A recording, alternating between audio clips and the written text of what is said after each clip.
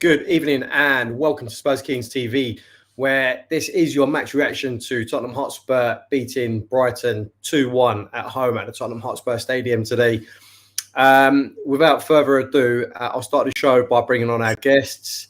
It is none other than Mr. Dan E, Arns and Harry Scarf joining us on the show today. Welcome to everyone in the chat. As always, everyone who's been to the game today, thank you very much for joining us.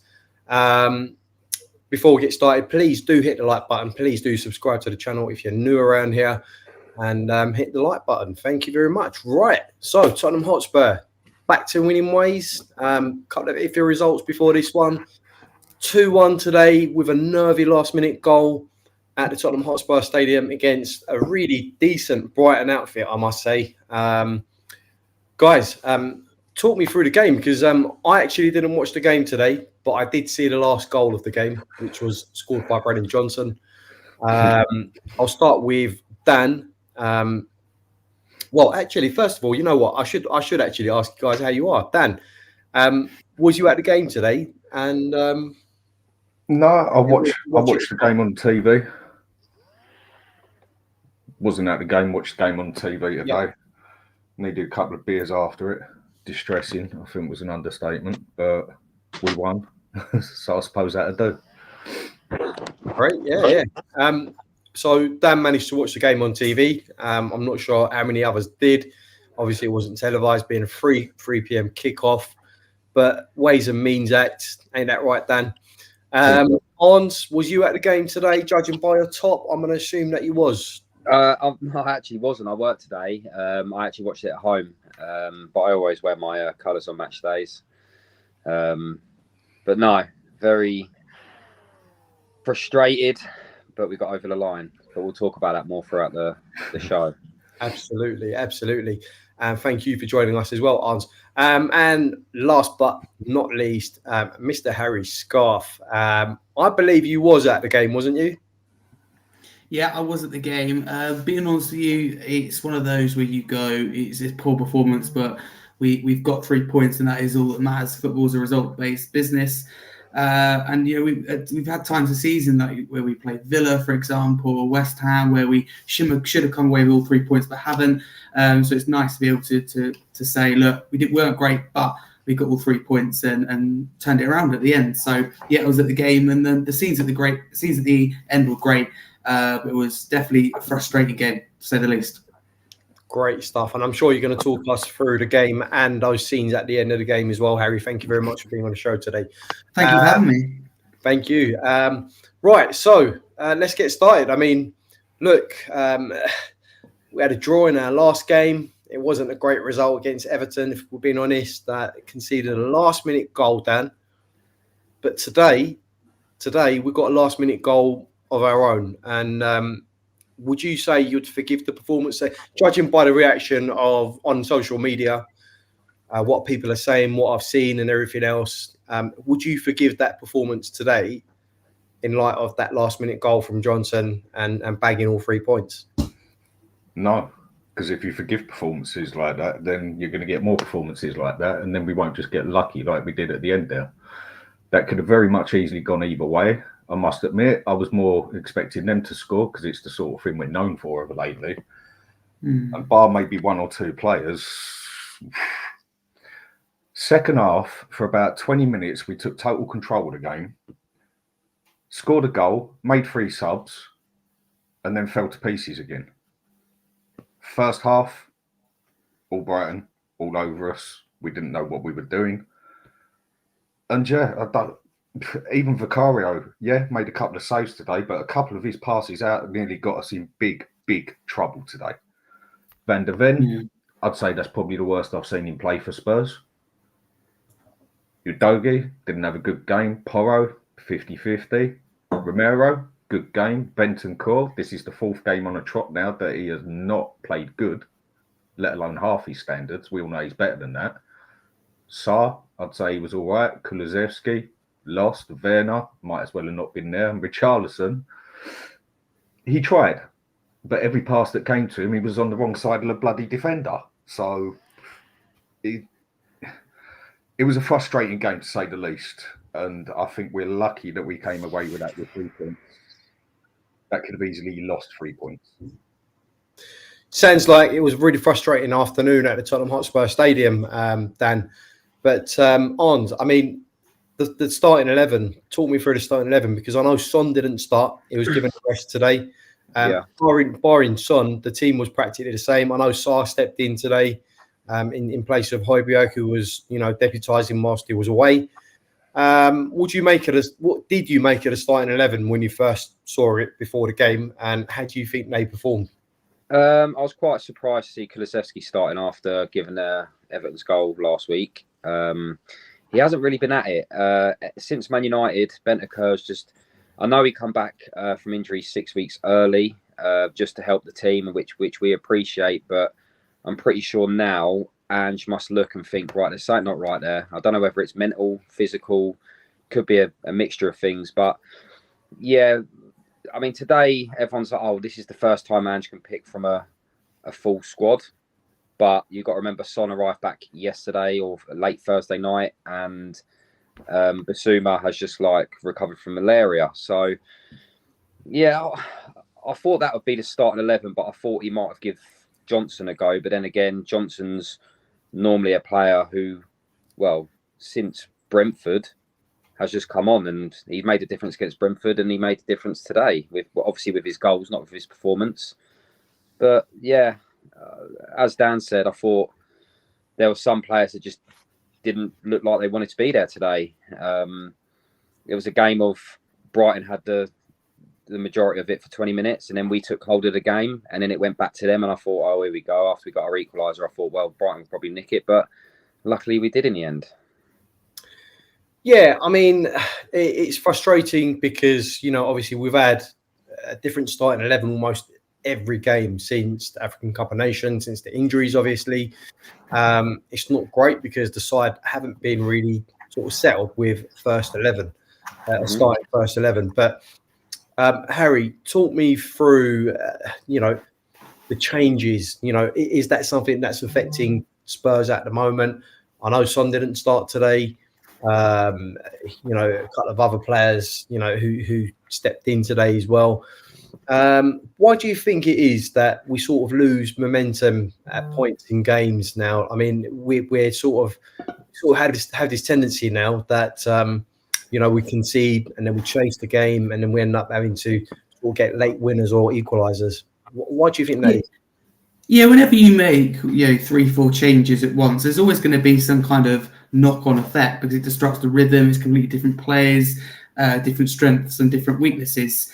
So going back to the Everton game, I don't think personally it's the right thing to do to make that many changes and the play, not necessarily the players that were brought on, but for me it's more about the players that come off. If you're going to defend and counter-attack, you need Werner's pacing behind you, need Maddison's creativity. So I think that was questionable. Obviously today I was like Dan and Arns have both said, when we got back to 1-1 and we had that period where Brighton were on top, I personally thought that Brighton would go on and win it. I'm glad to be sitting here to say that they didn't, and we did.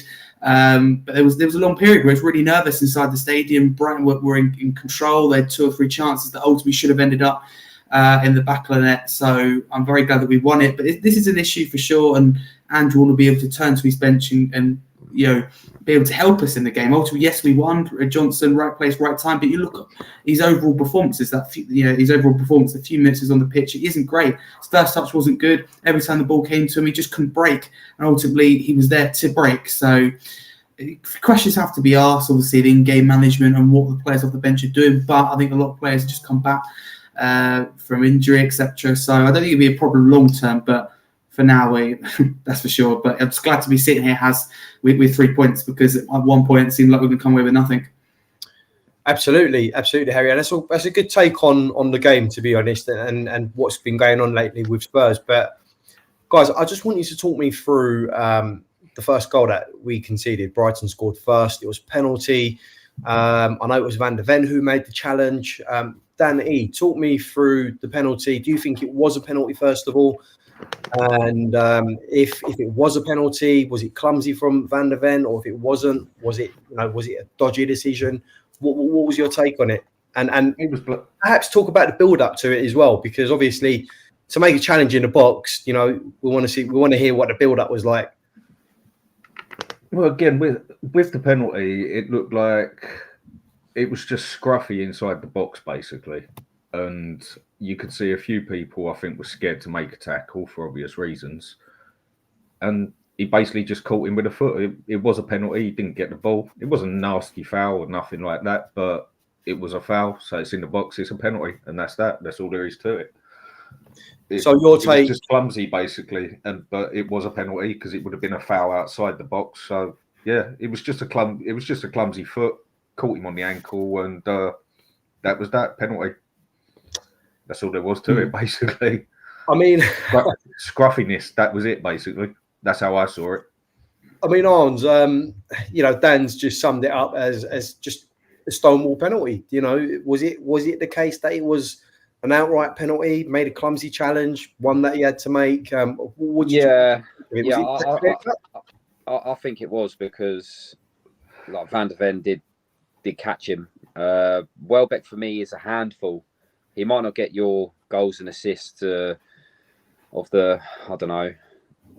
He's awkward, isn't he? Yeah, he's just a very, very awkward player. He's fast. He's really good in the air. He's really strong. He gets in the right positions. But yeah, I would have been, if it was against Spurs and it never got given, I'll be going mad. It was a penalty. And that's all it was to it. Same as Dan. It was just a bit of scruffiness. Van der Ven caught him. He went down. Goal. Do you know what I mean? Penalty goal. So, I mean, Harry, it sounds like Dan and Arns, you know, they reckon, you know, it was a stonewall penalty. I mean, do you see it the same way as well? All three of you? You agree? 100%. I think they're both spot on that there isn't a lot to it apart from, as Dan alludes to, it's clumsy from Van der Ven. It's, to be honest with you, unlike him. I haven't seen it back, but someone in the stadium at the time, it seemed like a foul. I don't know what you put it down to, but it's just for me more clumsiness than anything. We give away the penalty. Obviously, Brighton score it. Part of me, obviously, it's never good when you give a penalty away, but obviously they're without João Pedro. João Pedro's record from the spot is very, very good. So part of me was like, who's going to take it? You know, so I wasn't like, what's the way to put it? In terms of the João Pedro, you just don't want to be giving away penalties when you've got him about. His record is very, very strong. It's clumsy from Van der Ven, but then Brighton obviously scored the penalty, which made a little bit of a surprise with the João Pedro. So yeah, not the start we wanted, and clumsy from Van der Ven. But yeah, for me, it looked like a stonewall penalty. I've yet to see it back, but there's someone inside the stadium, quite a way away from it. It did look obvious and poor from Van der Ven. Can I just quickly say that Welbeck actually won a penalty against us in the reverse fixture at the Amex? Wow. He was the one who got dragged down. That's what I said. He's just very awkward, isn't he? He's someone who won't get you. Horrible to deal with, yeah. Yeah, he's got experience on. He brings experience, doesn't he? In that box, he's got a lot of experience. You know that experience. You know, served Brighton so well, and you'd think someone like Welbeck, you know, like Tottenham would sort of turn their nose at that. It's just Welbeck, but Brighton, when they bought him for that experience. He's played at Manchester United. He's played in the biggest games you can ever play in. And he brings a wealth of experience. But he gets himself in the right areas, doesn't he? And he probably thought, right, I'm going to get in here. I might get a bit of contact and I'll go down. And he basically not brought the penalty, but he was very clever in thinking, well, if I can get in front of Van der Ven and Van der Ven hits me, I'm going down. And he done exactly that. Absolutely. And if you got the opportunity to, convince the ref, then obviously you're going to take that. But look, didn't do it.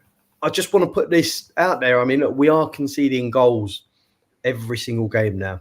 It's starting to get a bit worrying for me anyway, because would you say, I'll start with Dan or whoever wants to go, you know, is it a concern and are we worried about the form of players like Van der Ven or Romero?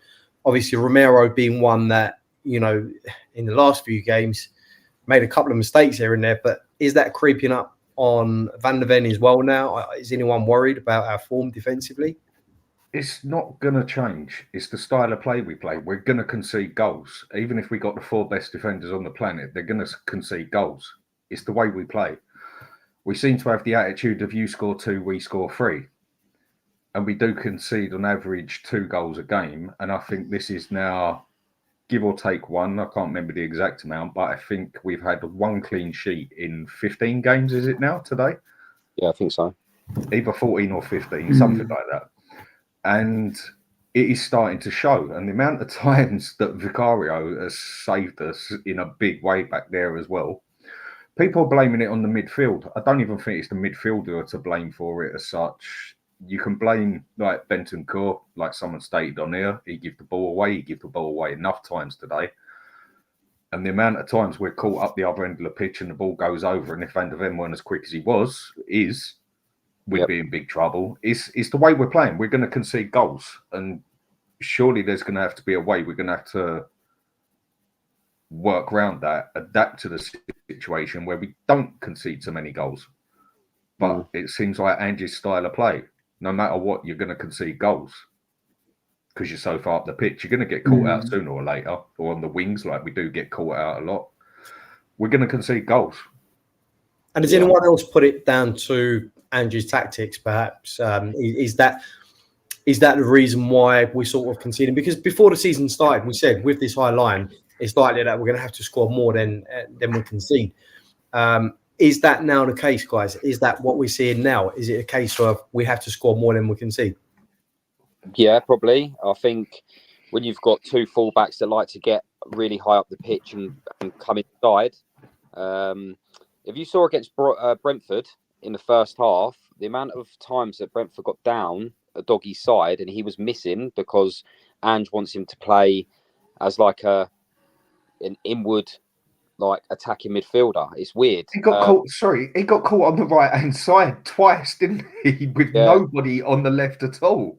Yeah, I know. And the thing is okay, Dan is spot on. It's not going to change when we've got Ange as our manager. Ange will not change his philosophy to suit anyone. Like he will want to play his way, and the game basically is right. You're going to score, but we're going to score more than you. And there are times like Everton. Where we'll draw the game, maybe lose the game, like Man City in the FA Cup or whatever. But yeah, we seem to be getting these results here and there, mainly winning them. But it's a little bit of a concern. I don't think the form of Van der Ven or Romero or anyone like that is worrying, because Van der Ven for me was against Everton was an absolute warrior. He was absolutely brilliant. His pace gets us out of a lot of trouble. But then I think that's the reason why Ange just says to Porro and the doggy, look, you get up the pitch. We've got a lot of pace and we've got Romero back there that will scare the life out of you. But look, it makes our football more exciting. And everyone says, from Mourinho to Conte, it was like dinosaur football. It was boring.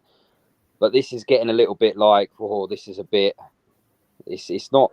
It is exciting to watch. It is good when we do play well, when we win games comfortably. But in these games, like Brentford when we won 3-2, today when we just nicked it in the last minute, Sheffield United when we nicked it in the last minute, it is kind of like, well, if we didn't nick these games, we're going to be 7th. Do you know what I mean? It's and we've been bloody lucky a few times, haven't we? I mean, today they could have been 3-0 up at half time.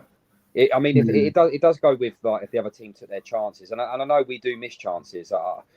I love Richarlison and all he stands for. He's got a really good heart. He's got really good energy. He's got really good work rate. He loves Tottenham, but we're not going to be lifting any silverware with him as our lead man. We need a out and out Ivan Toney. We need a 20 goal a season man. And I know Richarlison's probably got 11 goals or something, but he isn't the number 9 for you to go on and win trophies for me. His first touch is terrible. It's still, I mean, today quite a few times he got the ball and lost it within 2 seconds, where his first touch is that bad. I still don't rate the player highly at all, but credit where it's due. His past 8 games have been good, so you've got to give the man credit where it's due. Yeah. But, I mean, his first touch on the ball is terrible. Well, today it was really bad, like really bad. But I do think against Brentford it was really good. It's a weird one with Richarlison because there's no, like, at the minute he's on flames. He scored what, like 9 in his last 11 or something. Yeah. But overall, it's like if his first touch was better, it might create more chances. We might win games a bit more comfortably. I don't know what it is, but At the minute, I think he's brilliant. Like, well, his form's brilliant at the minute, but today he just kind of looked a bit like a headless chicken. Do you not think? Would you say most of the time? Would you say this model of football? I'll come to you, Harry, because you haven't spoken in a little while. But Yeah. this model of football at the moment that we're playing with the current squad, do you think it's sustainable? You know, can you see us sort of getting anywhere, especially if we were to carry on playing like this in the season? Because the thing that I get is we play defensive football, and you know we do well for a certain amount of time, and then he sort of goes pear-shaped. But we're playing sort of more attacking, expansive football, and as you know, we did well at the beginning of the season, and it's sort of dipped a bit in the middle of the season. So we can't sort of get the balance right at the moment. Do you think it's sustainable? What do you reckon needs to change? Good question. I look at us sadly at the moment and go that we are quite predictable, and I think Manchester City kind of figured that out when they played us, obviously, and knocked us out in the FA Cup. I think they looked at us and go, if you stop the fullbacks from inverting and creating, and you go man to man with Maddison, then for me, you stop Tottenham Hotspur, because you stop any kind of creative supply that comes from Maddison as the number 10 or the fullbacks. Obviously, we didn't have as many players available for City, but I look at us and go, yeah, we're quite predictable. And I worry about us from things like set pieces. I'm all for the high line, but things like against Chelsea, when you haven't got Van der Ven or Romero, you've got no registered centre back on the pitch. Why you keep going with the high line? I personally don't get that. And then from set pieces as well, I think you shoot yourself in the foot playing a high line, because as an opposition player, because of the way we kind of mark, which is almost like zonal marking, you've only got to stay onside and you have a very good chance of putting the ball in the back of the net. So I'm a bit concerned going forward. I think, again, today we rode our luck, as Dan says, and we go back to the Everton game. We played them at home. Not the recent one at Goodison Park, but we probably lucky to come away with all 3 points there. Sheffield United, we left it really late. So although it's nice to be winning these games, and as I always say, football is a results-based business, there's part of me that thinks that this isn't sustainable even for the rest of the season. And I love the way we play, but at the end of the day, for me, we're not putting games to bed. We're not putting teams to bed. We're not taking chances that we should, and we're not keeping the ball out of the back of the net. I don't think that's something that's going to change. And again, as Dan alludes to, and as you allude to as well, Mark, we could have any back four for me, and you're still going to concede goals because of the way we play. I think obviously you have to be flexible sometimes. I think Angie's in-game management is perhaps questionable. So I'm just happy at the moment that we're kind of, in a way, getting results like we did today. But is it sustainable? No. But hopefully with players coming back, we get them back to full fitness. And we just perhaps learn from mistakes of in-game management. But at the end of the day, Johnson came on, he scored, although I didn't think he was great. So I suppose the bigger picture, that's all that matters. But yeah, there's concerned about us, Haz. I do think we are quite predictable. Yeah. Question for you, quick. Can I ask a quick question for everyone? Yeah, go on, Dan. Do you think it's starting to show now that how lucky we actually were for the first 10 games of the season? Because a lot of people going on, we was in the title race, this and that, and we're unbeaten 10 games. Yeah, all great. I see a majority of those 10 games, we were bloody lucky. Man U, they should have been 3-0 up at half-time. We have had a lot of luck. We've also had our keeper save us a few times. Do you think it's actually starting to show how lucky we have been at times? I think our football is a bit of a lie to us at times, like against Everton at points. We looked like we was in total domination because we had the ball for so long. But that doesn't mean you're in control. We was just playing the way they wanted us to play, sit back, catch them on a counter. Yeah, absolutely. Yeah, maybe. Go on, H, you can go. You sure? Yeah, go on. Yeah, I was just going to say, for me, Dan, I do think it does show that we were lucky, because you look at games like Sheffield United, right, who they played a low block, they nearly got all 3 points against us, and at the end of the day we came up with all three. Liverpool as well, I was there celebrating, probably over celebrating if you like the win. If you look back on that and the decisions that took place in the game, they ended the day with 9 men, etc. Had a goal disallowed that should have stood, an own goal, etc. So there's a lot that went in our favour, and I think there's a lot of kind of games like that. And then Chelsea, it kind of a bit of a reality check, all kind of went wrong at once. So yeah, Dan, I do think it does show To be honest with you, like games like that against Everton, if our luck continued, you would have saw it out. Goodison, we didn't. So yeah, I think, don't get me wrong, I think we played some good football, but at the end of the day, for me, sometimes we move the ball too slowly. I think we create chances, we just can't seem to finish them and put teams to bed.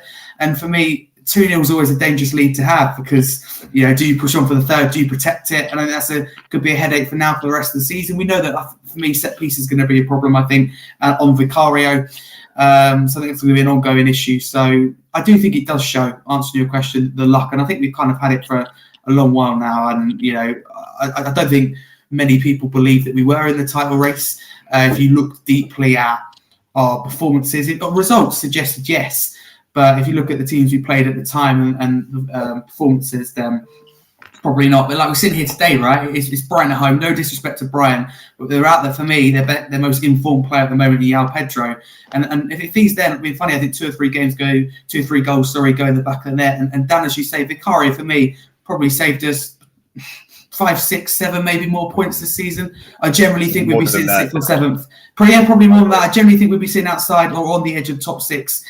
If it wasn't for him. Some of the saves he's made, just really crucial, and they all add up. So I think we have road luck, and sadly that always comes to an end. I mean, before we get on to the winner from Johnson, and we are going to talk about that winner from Johnson and a bit about the second half, but how much of a difference do you reckon, and I think this is an interesting question, how much of a difference has it made not actually having Harry Kane there after 10 years? Would you say that's been a massive factor in not being clinical in certain games?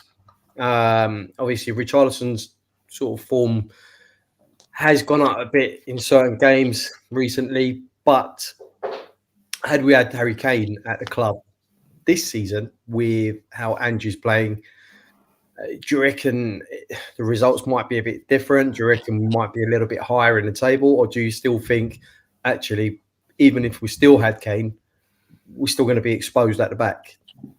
I don't know. Listen, for me, Harry Kane's the best striker in the world. Any team in the world with Harry Kane in their team are going to be better off than what they are without him. Selling Harry Kane at the beginning of the season, kind of the first 10 games, kind of like it kind of made us forget about him a little bit. But overall, Harry Kane, I think, would have had about 20 goals by now. Yes, I was just thinking about it while when you were talking. If you actually think about the results we've had in the last 10 games, Bournemouth 3-2 at home. That was like, they slaughtered us in the first half. Everton at home, 2-1. 1 goal again. Lucky. Liverpool, 2-1. VAR went wrong. They went down to 9 men. Still 2-1. Sheffield United, 2 goals in the last 10 minutes. 2-1. Like, all these games we're winning up by 1 goal. It's not as if like we're 4-1 up and then like a dodgy decision and we kind of get a bit lucky. I mean, even the Burnley game on. I mean, one goal from Porro in the 84th minute. Like, yeah. No, I'm talking about the league game where we beat them 4-2. Was it 5-2 away? Yeah. Yeah, 5-2. Yeah. Look, it's a weird one. Going back to what Dan said about luck, like it's kind of like, yes, we are really, we have been very lucky this season, but then again, we're Tottenham. We never, ever get luck. We were the last team in the Premier League this season to be awarded a penalty. It always goes against us as well. Do you not find it that, like, if a player is out of form, like Calvert-Lewin last week, ain't scored in 16, they always score against us. Like, or if we're playing against a former player, they will always score against us. It's weird. It's always weird with Tottenham, but I'm kind of happy that luck's going our way in a way, and I think it is a mixture of luck and a different sort of mentality, because we're getting over the line, with the winning mentality. Do you know what I mean? And it's like, don't give up. Keep playing the way you play. Don't stop, and something will come from it. And 3 or 4 times this season we've scored like in the 90th plus minute. So it is a mixture of luck and a desire to win, in my opinion, if you get me.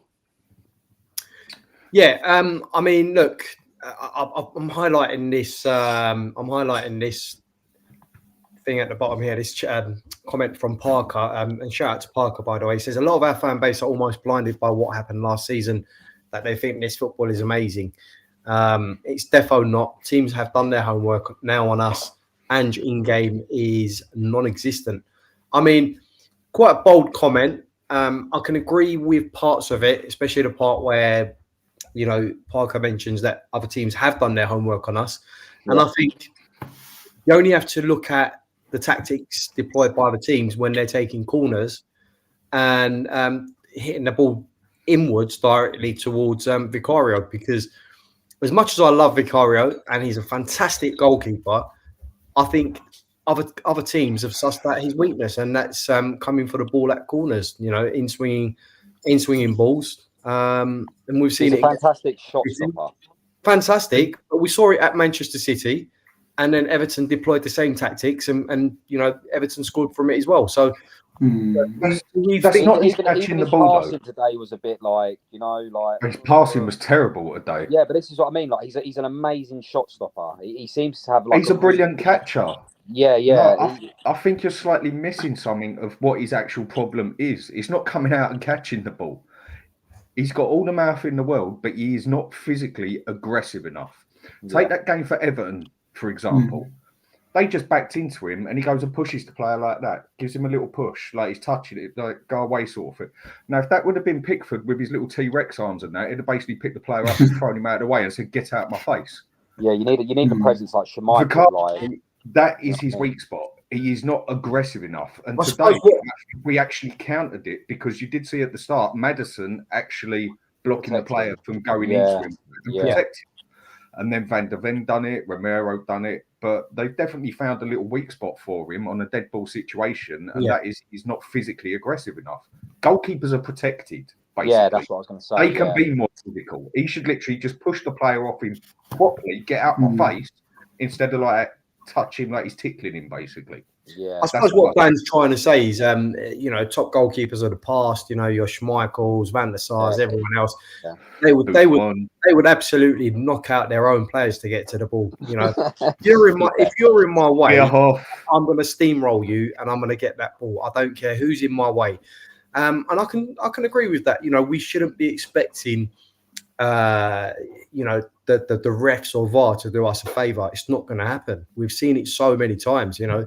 That goal that you know, we conceded against Everton, where he was backed into, you know, you think, why have you allowed him to do that? You know, granted, I know you're saying defenders helped him out today, but you know, we shouldn't be at that stage, or we shouldn't have to resort to using up a defender or another player, wedging in between him and an opposition player to protect him. A keeper, for me, should be, I'm going to come out no matter what. Even if I take out Romero, Van der Ven, whatever, that ball is mine.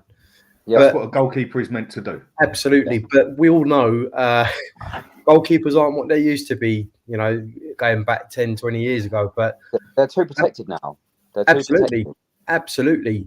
Harry, what do you make of it? Because I know you're a bit younger than us. But the whole Vicario situation, and, you know, this being a weakness of his, what do you make of it? Do you reckon he should be a bit stronger?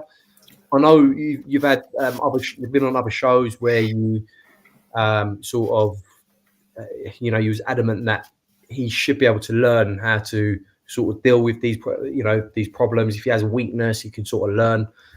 Do you still stand by that? Yeah, I do stand by that, and I think for me, it's something that it frustrates me, because it's something so simple, and I'm actually very glad that Dan brought it up. I don't think a weakness is catching. It's just, for me, being able to just be aggressive enough. He's not that kind of figure, Vicario's go and push someone out of the way. For me, it's just been that almost that confidence, that aggression. He just, for me, isn't aggressive enough. He was, though, second half against Everton. I know Everton didn't put the same pressure on, but he was, for me, a lot stronger in that second half. I put it down to a range of things. Listen, I've been told some crazy things in the last few days, from you can't learn to catch to Vicario can't improve on his weakness. It's something that can be worked on, from being more aggressive and just using that power and advantage that goalkeepers have.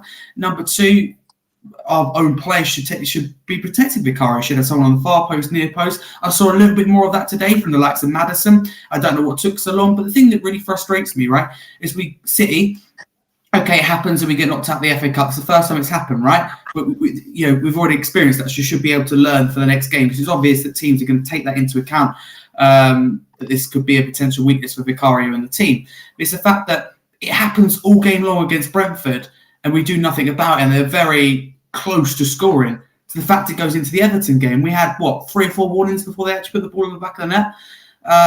So we know we're not getting a foul for that. So you've got to adapt around that and be stronger. And Ange as well has got to lead by example in his coaching staff and make it very clear that you just protect the goalkeeper. And Vicario's got to be stronger, believe in himself, believe he can get there, and have full confidence. So I think, being honest with you, I think it's an issue that's going to continue. I think we've got Villa Park to come, not that long away. Then to come still the end of the season, we've got to go Stamford Bridge, James's Park, for example, and they're all going to do it. They're all going to make it tough for Vicario, so it's going to be uncomfortable. But if Vicario, for me, wants to be up there and wants to be remembered as an all-time great as a goalkeeper, then he will overcome this weakness. He spent time, as we're speaking, going away, improving his aggression, his catching. Because it is a little thing. Because Vicario's been great. Let's be very clear. It's been an excellent bit of a recruitment. It's incredible for him to be identified. I wanted David Raya. I can hold my hands up. I was wrong by that. I didn't even know Vicario at the time. So for the club to go and identify Vicario at the time and sign him, for me, is special. He's been very magic for me. He's been one of our best players this season and kept us in so many games and saved us so many points. If you work on that one thing, then he'd be perfect. So I think it's something so simple. It's such a simple thing as well, really, as far as exactly. It's not his catching or whatever. And a lot of people hadn't heard about him. I had. The only reason I'd heard about him is because my second team is Inter Milan. I follow Serie A. Okay. Fair enough. I'd already heard about him and knew he was an up-and-coming keeper. I'd only seen him play once, but I knew of him as an up-and-coming keeper, whereas a lot of people didn't even know he existed, but that's because a lot of people just follow the Premiership because it is the best league to follow. He's catching, it's not a problem. He's diving, his reflexes are second to none as far as I'm concerned. And usually his distribution's good. I don't think it was today, but usually it's good. 50-50 with the distribution, but I think that's down to the way we play. Yeah, exactly. I agree with that. Yeah, no, it's true. I think we take more chances at the bloody back with a passing than we do up front. I don't get it. It's a 50-50 chance that pass is going to go through at the back. We pass it. If it's a 50-50 chance up front, we make sure it's an 80-20 before we pass it. It don't make sense. But for Carter, it's quite simple. Be more physical. That's all he's got to do. For me, I can't see how that's not one of the easiest things that a keeper's ever had to suss out. He's made himself a target now, isn't it? Because every team he plays against are going to be putting the ball on top of him. And absolutely. Absolutely. If in the next 3 or 4 games he comes out, shows a bit of dominance, then the teams that are coming to our place or we're going to their place have got to think of something different. Do you know what I mean? Because if he kind of gets, I'm not trying to say it is an issue, because at the beginning of the season I didn't really think much of it, but since City, since Everton, everyone's going to be like, right, every corner's going to be an in-swinger and it's going to be right on top of him, and he might fumble it. He might make a bad decision in his positioning. He might not be protected as much. But yeah, I think we kind of set out to protect him a little bit more today. But I think if he went away and done what you said, Dan and H, and what we all agree with, he's got all the mouth. I'm not saying he's got to grow a pair of bollocks. He's brilliant at commanding his area. He's got a massive set of bollocks. You know what I mean? He really has. But if he can just become not more of a presence, because his stature is his stature, but if he could just own it a bit more from set pieces, which I think we look very, very poor at defending set pieces. You've got to remember, like, Villa scored a header from the edge of the box. Like, we've conceded goals from a few set pieces this season. If he can just be a bit more dominant when the ball comes more towards him and just cleans people out, then people have got different ideas to think of then, ain't they? It wasn't until later on in the season that we actually started conceding goals through set pieces and that. We was the last team, if I remember right, I think we was actually the last team in the Premiership to actually concede a goal through a dead ball situation. It was either us or, I can't remember the other one it might have been, but yeah. But they have now sussed him. It's not even that he doesn't come off his line to catch it or nothing like that. He just gets the player backing into him. Now, I've heard other people go on, that's a foul. No, it's not. No, it's not. Unless he dives back into him, basically. He's got every right to step back into him and push him. And this is my point, as all he's got to do is push him off. Get off me. I mean, you're But he allowed to got be pushed physical back, and to a he certain extent, aren't you? I mean, the game allows you, as in, say, if you're chasing down the ball 50-50, shoulder barge, you're allowed to show a bit of physicality. So, Yeah, but even before the corner comes in, if he's like, just fuck off. exactly. Like, you Yeah, know what I mean? Just get the fuck off me. Like, move. Like, it'll just exactly. be the striker or whoever's on him will be like, hold on a minute. Whereas at Everton, he ended up in the back of the net before the ball even came down, and it wasn't even a hard push he got. He just nudged him. I know it sounds like we're ripping into him, but he's too nice. On the ball He's too nice. He was trying to be a bit. He was trying to, with that goal Cavaloon scored. He was trying to be a bit clever. He thought, hold on a minute, there's a bit of contact here. I'm going to make out as if he's nudged into me, because 90% of the time, let's have it right, you can't even touch the keeper. But it was so soft in the way that goal went in, and the Man City goal was just a complete disaster from him. That was his fault, no one else's. I do think it may have been a foul, by the way, the Man City one. I do think it was borderline. Hold on a minute, that's a bit of a. That's a bit strong, but at the end of the day, it went against us, and then Everton, it wasn't even a foul. The goal went in. So if he can just basically become a bit more like just, I don't know, bossy, let's just say, and just make it like a problem for whoever's going to be on him, then I think we won't have much of an issue going forward. Right. So, I mean, we've spoken at length about Vicario. Obviously, we have, because he's been one of our best signings, if not the best signing we've had this season so far. Top three. Madison's been, he has actually been the most consistent player for us this season. We agree or not, but I want to sort of move on to the last. We sort of approaching the last segment of the show. Obviously, we've got that last minute winner, last gasp winner from Johnson. One thing the team is showing at the moment, and has been showing through many games this season, is spirit and resilience and staying in the game and unpredictability. So today, all those things sort of coming to fruition in the 96th minute. Talk us through the goal that Johnson scored, guys. I mean, it was a lovely build-up from what I saw between Richarlison, Son, and Johnson. All three Sons combined. They all got Son at the end of their name, so it was a game of Sons. But talk us through it. I mean, anyone can go first. I thought it was fantastic. Well, the end of it was harder to miss than it was to score. And he nearly missed. I'll give, like I said in another game he played where he scored, he came on with like 45 minutes in the other game, and he had a good pass, he scored a goal and went missing for 42 minutes. Today he come on, he scored at the end, fair play, take me out off to the man and that, well done and everything. But apart from that, nothing, absolutely nothing. I think he has been one of the worst signings of the season in my eyes, for the amount he cost as well. I think he's been terrible.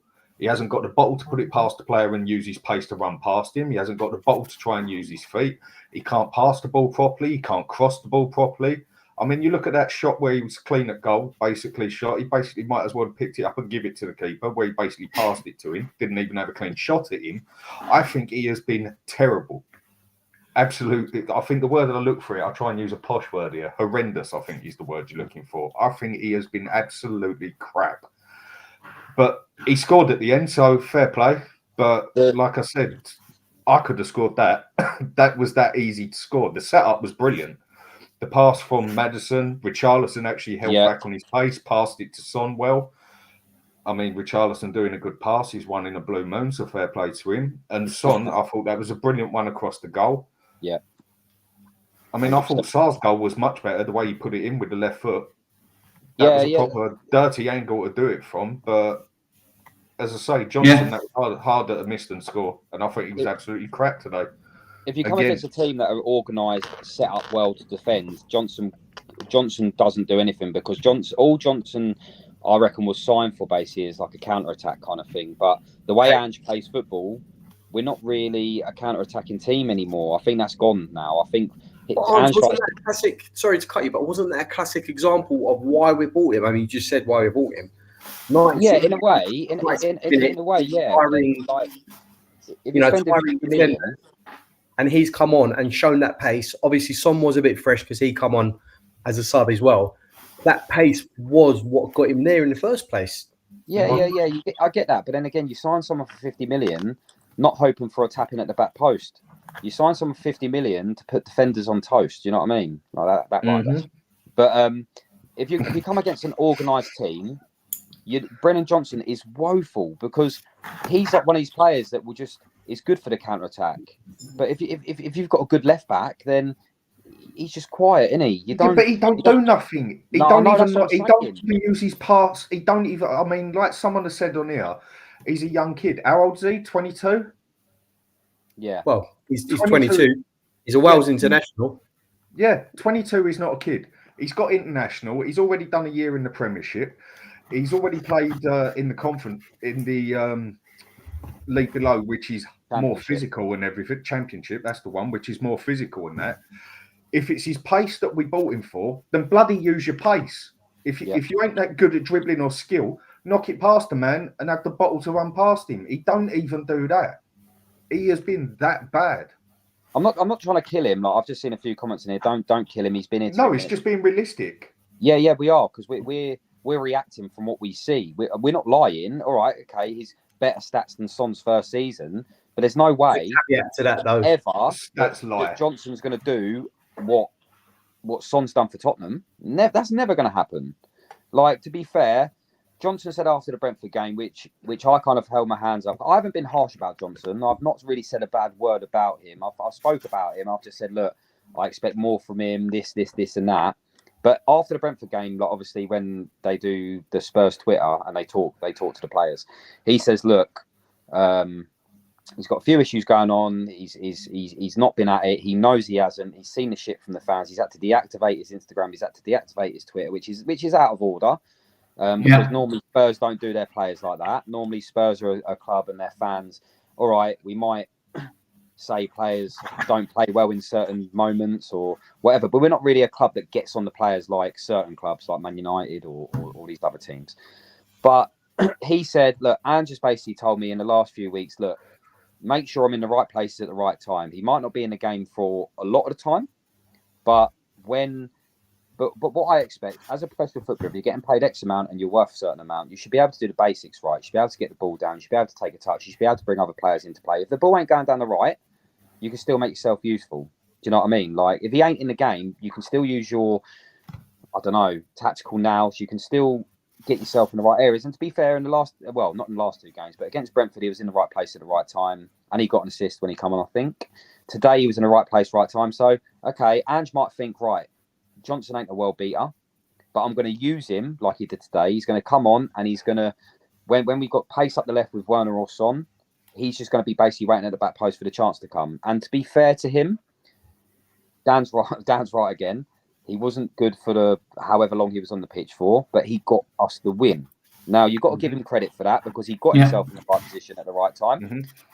And that, I don't want him to be totally destroyed. Like, I don't want his confidence to go. I don't want him to think all the Spurs fans hate him. We don't. All we expect is just to see a little bit more quality from when he does get on the ball. But like today, I don't know if you saw it. I think it might have been Mitoma was on him. And Johnson kind of controlled the ball, went to pass it. Mitoma just got the ball off him and just ran on. And I was thinking, just use your body. Mitoma, and he just stood there like he was lost, didn't he? Yeah, he just stood there and looked at him like, oh shit, what happened there? Yeah, Mitoma weighs about 3 stone soaking wet. And I was thinking, come on, man. Do you know what I mean? With everything you've said, you're right. The only player, as far as I'm concerned, that has the right to play like that is a striker. Yeah. You don't see nothing of him for 89 minutes. He gets the ball, bang, puts it in the back of the net. That is what the striker is there to do. You don't care if you don't see him for 80 minutes, as long as he bloody scores. Being a winger, you're meant to take it on. You're meant to bring the ball forward. You're meant to bring crosses in. You're meant to bring passes in. And he hasn't done it. Yeah. I mean, whether people say you're toasting him, whatever, but it is what it is at the end of the day. This is what's been the frustrating thing with Johnson. And I know earlier in the season as well, Kulusevski was another one who was frustrating. You know, it was very sort of one-dimensional, cutting onto his left all the time, you know, not having the pace to get past his man. And then you thought, well, Johnson's coming in now. Perhaps he could do something there. But look, Harry, I want to come to you because I know you're a big advocate for giving Johnson a bit of time. You mentioned that he's young still. He's still learning, playing in a new team, new system, etc., etc. But would you say there's a case for sort of this season, bringing on Johnson in the final sort of 15, 20 minutes to utilise that pace against tiring defenders. Because for me, I mean, from what we've seen at the moment, when he has started for Spurs, he's been sort of, I wouldn't say non-existent, but just underwhelming. Not far from it. Yeah. Danny, I love your honesty, mate, and your brutality. But no, would you say there is a case for sort of bringing him on as a super sub, secret weapon, use that pace in the last 15, 20 minutes to really hurt opposition defenders who are tiring in the game? Because let's not forget, we play a high line. We play pressing football. We like to press for the ball. And when we do have the ball, the opposition do a lot of chasing around. So inevitably, opposition players do get tired. So what do you think, Harry? Listen, as someone who's consistently defended Johnson and will continue to defend Johnson, his start to life at Spurs has been underwhelming. I think we can all kind of agree with that wherever we stand with Johnson. I don't think you necessarily expect him to come in and hit the ground running, but he's had Premier League experience with Nottingham Forest. For me, I think he's done all right there. And I think he was mainly signed because of his pace and being able to drop the shoulder and take on a man. I think we're yet to see that in a Spurs shirt, and that's the frustrating thing. Yeah, at the moment, I think we're using him off the bench. But at the end of the day, you look back at that goal, he burst the gut to get there. Of course, he should, it's great that he's there. And obviously, as you both said, it's harder to miss and score when you are there, but he's burst the guts to get there. It's all about the move, though, the goal, and Johnson, the right place, right time. I think it's more a confidence thing, but kind of going back to what you said, Mark, I don't think it is a rare thing to kind of see, sadly now anymore at Spurs, with Johnson, for example, having to deactivate and limit comments on Instagram, because the same happened temporarily to Pedro Porro last season. Richarlison, I think I'd put under that bracket. I'd love to sit here with you and be honest and go, because I think highly of this fan base. I think we have some excellent fans and we have excellent support. However, there's some individuals who put players down, and someone like Johnson, for being honest with you, I think that's why he's not, like, you can see his first touch and things like that, not taking on the play. I think he's lacking that confidence. And don't tell me, some of the stuff that he has said towards him and that he sees is going to make him feel good, because it's not. Whether he should read it or not is another thing. Sometimes things are hard to ignore when you have a family and friends close around you who do care about you. So I'm behind Johnson. I think he's best used as an impact player. It's like I love Timo Werner, but I think eventually he'll be used as an impact player. I think the main questions around Johnson are because of the money, and that's not his fault. If I'm being honest, as someone who has defended Johnson, I did say at the time of his signing, he's not the player that I would have signed. I would have gone for Morgan Gibbs-White. Personally, at the time, I don't think that Johnson was the player, but we've got him. And while he's in a Spurs shirt, I will defend him. He got the goal, which won us the game today. But you look at his performance, it's been underwhelming. We can all agree with that. And I think both Mark and Dan's points, they're not incorrect. So I'm going to give him time, because Richarlison, look at him now for me. He's playing with confidence at the moment. So it's a lot of it's a confidence thing. We have a lot of impact players.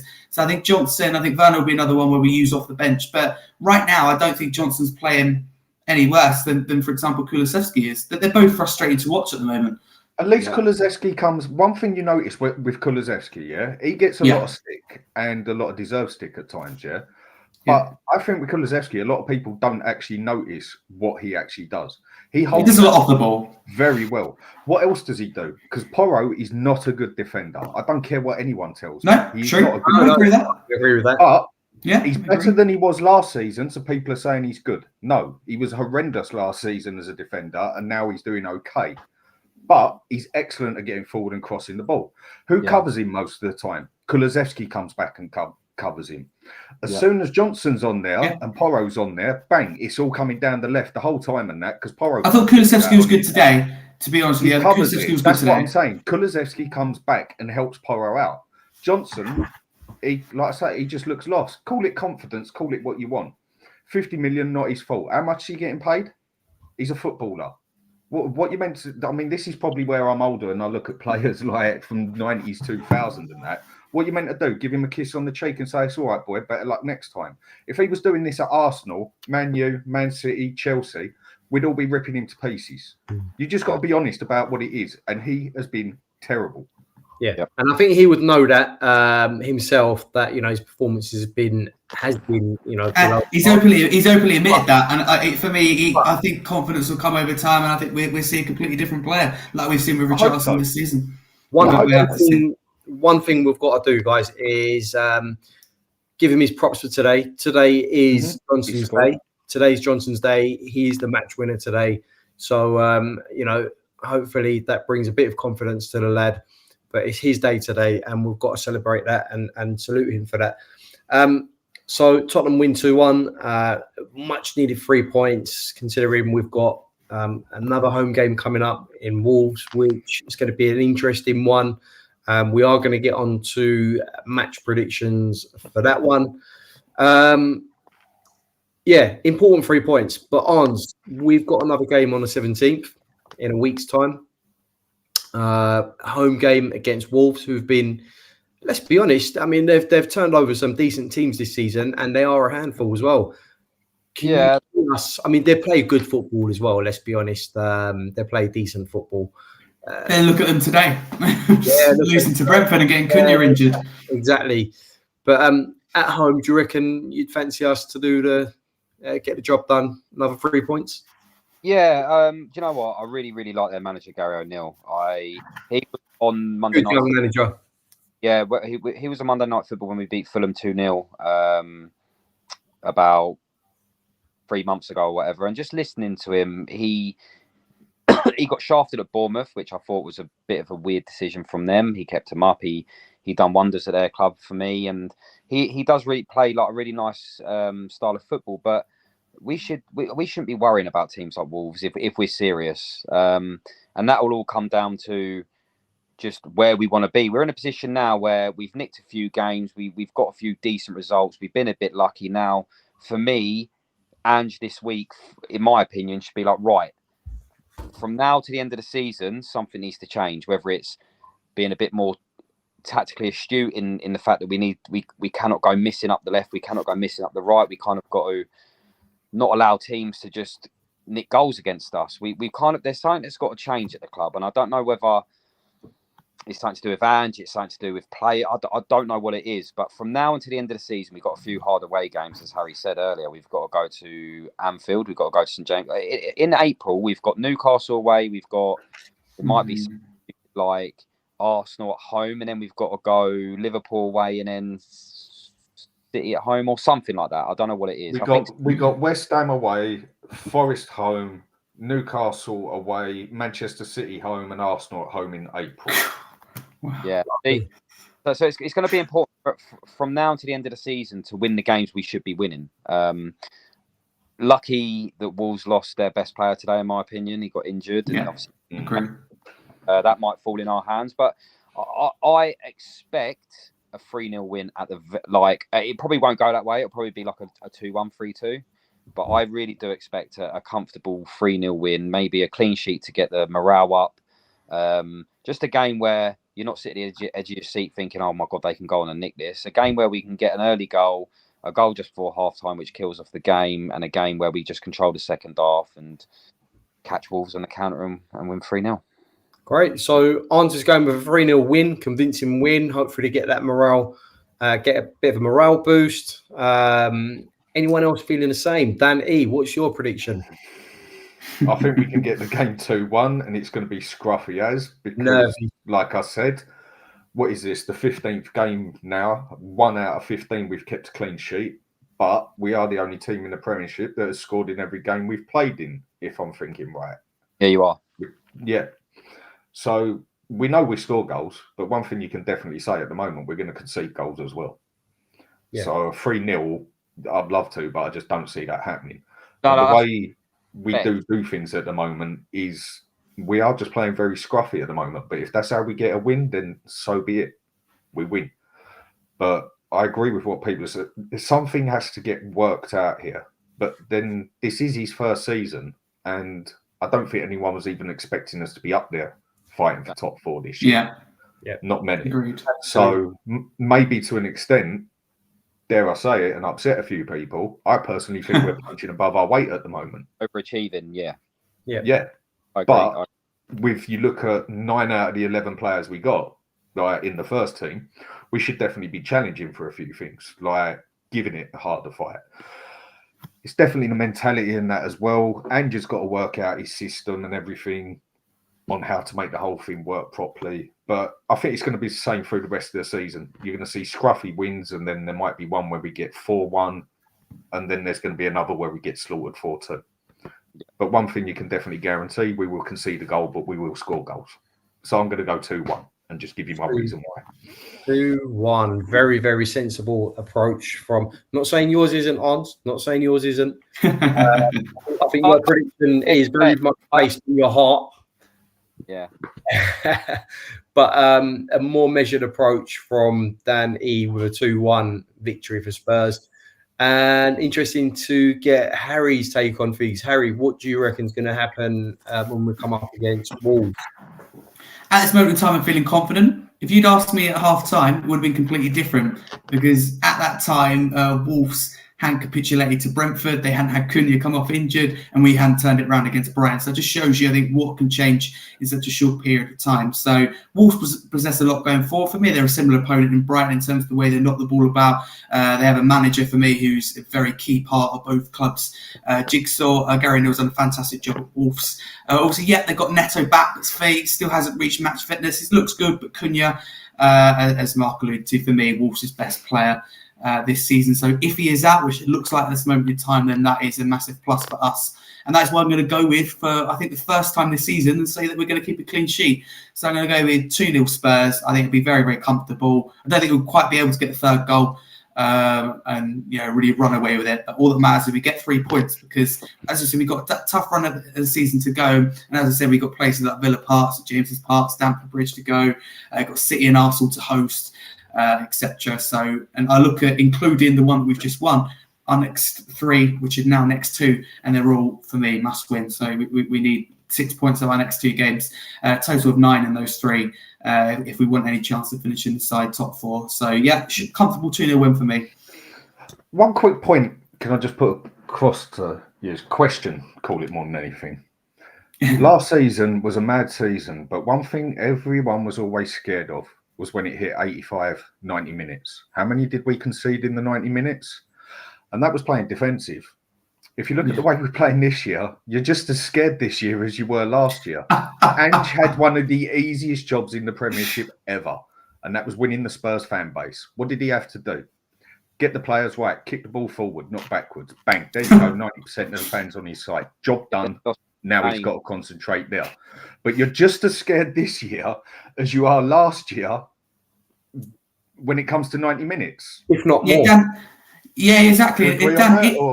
I do agree. And Dan, if you had like Hwang available, and if they did have Cunha available, then I'd be scared. Even getting to 2-0 with like 5 minutes to go, because I know the Wolves have that in them, and we have that in us defensively. So I think the way we play invites pressure. I think personally, under your Nuno's, your Conte's and Mourinho's, it was the more we didn't have the quality in defence for me to hold out games and keep clean sheets. Now I think we've got the quality. We just don't play the way to hold out games, which is completely fine. But it is an issue when you don't kill games, which you're not at the moment. So for me, we've got to instantly improve that. I hope it will with players coming back. But yeah, no, I'm definitely worried. I thought Brighton might nick it today. I'm very surprised it didn't. We had one really good move and Johnson on the end of it. If it wasn't for that, then... But because it's so chaotic and crazy, it's easier to deal with in its own way, because you are seeing some good football in that. Whereas when it was scared in the last 90 minutes of last season and that, it was such dinosaur football and that, you was already half asleep by the time that the game was finished.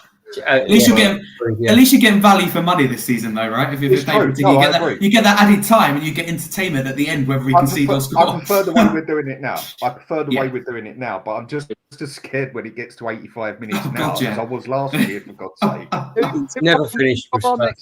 We got Wolves next week. I know we've got Palace at home soon, and I know Villa coming up as well, haven't we? I know we've got the Luvens and we got Wolves, Palace. Palace. We got Wolves at home. The Chelsea one is obviously changed. We got Crystal Palace at home, Villa away, Fulham away, and Luton's coming up. Luton at home. Yeah. We to be fair, we should win. I don't know. We should win next week, and we should beat Palace. But it's good that tomorrow West Ham, who are just below us, are playing Arsenal, who are just above us, and Villa and Man United are below us, playing each other. So if they can take points of each other in the right places, and we win next week, and then we beat Palace, it could build a bit of momentum, because we do rely on other results when we should be focusing on ourselves. But other results have gone our way this year, and I think we've, as Dan said, we kind of rode our luck a little bit, but that is going to stop at one point. But we need to be in control of our own destiny, if that makes sense. Yeah, I agree. Absolutely. Well, guys, look, thank you very much for being part of the show today, and also thank you very much for your predictions. And I will air Adrian Striker's last comment here. We need 72 points to get top 4 and ECL football, as that is the amount of points on average that has got teams top 4 since 92. Let's not forget, though, no team has ever reached the total amount of points we had after playing 10 games and not finished in the top 3. So we certainly said hold my beer to that at the time. So I wouldn't look too much into this. And it 5th place might get a backdoor. Might get a backdoor in, depending on coefficiency and all that stuff. And the team's history in Europe as well, isn't it? Yeah. Yeah. So I think what Adrian's trying to say is we need 25 points from the available 42, achievable from 14 games, but hey ho, it is Tottenham we're talking about. It's like as I said, sorry to interrupt, but you look at games like Wolves, Palace at home coming up, they've got Luton at home, all of those have got to be 3 points, because realistically, for me anyway, sitting here now and we've got to go to Villa Park, for example, I go I want to be able to get to that and go, a point wouldn't be too bad, because we don't want to get to that tough period in April, kind of sitting 5th and going, we're going to have to win here and make it hard for ourselves. So we need to do ourselves a favour, which is something Tottenham, not being funny, are not good at this season. We did do it today. So for a start, I mean, I've been good in recent years. Conte mentioned we're not good on the pressure, are we? These players don't want to play under pressure. Yeah, remember, it's true.